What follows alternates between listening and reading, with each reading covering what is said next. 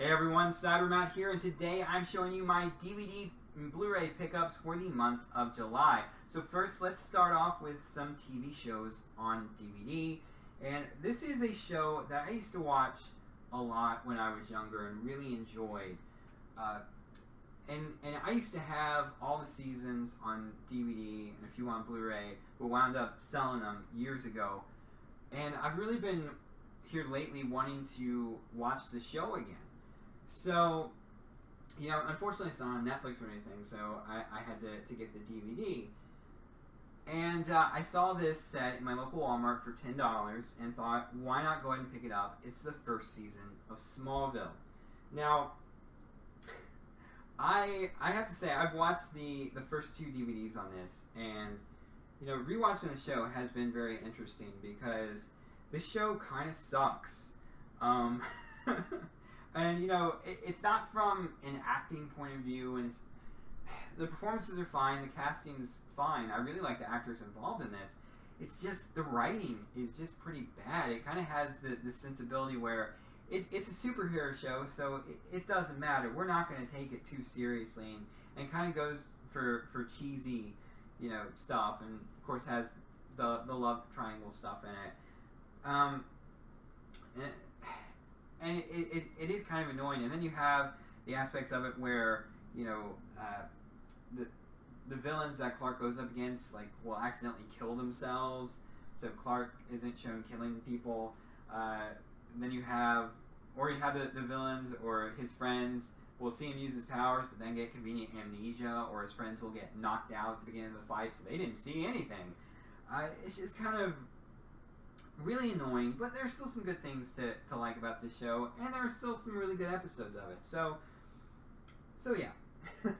Next up, I've been finding a lot of great things at Dollar General, and the next two things are season sets that I picked up, I think for $4 each, of a show I really love, and that is Stargate SG1. Now this is a spin-off of the Stargate movie starring James Spader and Kurt Russell. And a lot of people don't know that movie actually spawned 4 different spin-offs. You've got SG1, then you have Stargate Atlantis, and then you have Stargate Universe, and then there's also a crappy animated show called Stargate Infinity, which I don't think is really in continuity, but it exists. But this is a really fun show. Richard Dean Anderson's in it, from, of course, MacGyver. He brings a lot of humor to the role as Jack O'Neill. And it's just a really well done show. I think it does get off to a rocky start in this season. You know, there are some bad episodes, such as Emancipation, but it's still a fun show. I really enjoy it. So I was able to pick that one up, and I went to another Dollar General hoping to find season 2, because I was really enjoying rewatching the show.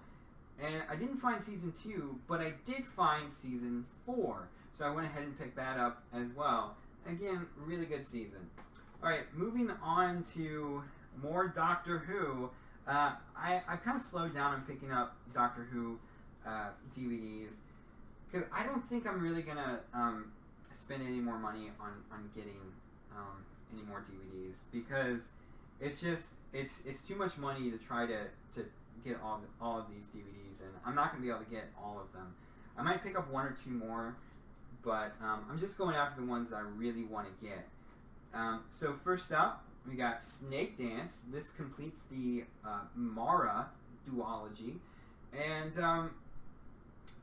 not great, not great. But for what it is, and some of the special effects used in it, especially for the Mara snake, even though it's, I mean, it was the 80s. I mean that. The prop that they use for the Mara is actually pretty scary. But yeah, moving on to some really good Doctor Who stories. First up, we've got The 10th Planet. This is the last William Hartnell story, and the first Cyberman story. So really nice set. I've been wanting to pick this up for quite a long time. And the 4th episode is actually animated, but it and that's the episode that includes the regeneration scene. Although we do have, I think it probably is included on here. The regeneration scene is actually it's one of the surviving clips because I think it might have been used in a talk show or something like that. But yeah, I mean, really nice set to have. And then I picked up the Talons of Wang Chiang Special Edition. I sold my original copy of the first edition of this a while back in hopes of getting this, and never wound up picking it up. And I'm really glad I finally have this 3-disc set. A lot of great content on here. Really good story. And now moving on to just 2 Blu-rays I picked up. Haven't been buying a ton of Blu-rays. First up, they're both 3D Blu-rays. First up, this was like $12 at Walmart, and I figured why not. I really do enjoy watching 3D Blu-rays. I picked up Enchanted Kingdom 3D, and this is narrated by Idris Elba, and I think it goes through. I've only watched a little bit of this, but I think it goes through Africa. I think.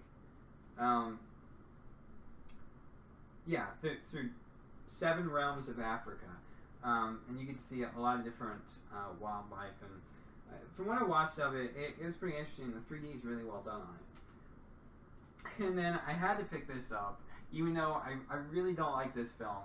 And I am going to do a review of it at some point, but it's Batman vs Superman: Dawn of Justice Ultimate Edition 3D. Oh God, long title. And you know, I watched. This has the 3D version of the theatrical cut, but there's no 3D version of the Ultimate cut. The 3D in it, I think, is actually done fairly well. It wasn't filmed in 3D, but it was post-converted, so I think it actually looks pretty decent from what I watched of it. As far as the Ultimate Edition, I mean, I'll do my review of it probably in the next week or so, but a decent pickup. A decent pickup. Well, that is it for my pickups for the month of July. What did you guys pick up last month? Definitely let me know in the comments below. As always, like the video, share it, and subscribe. Until next time.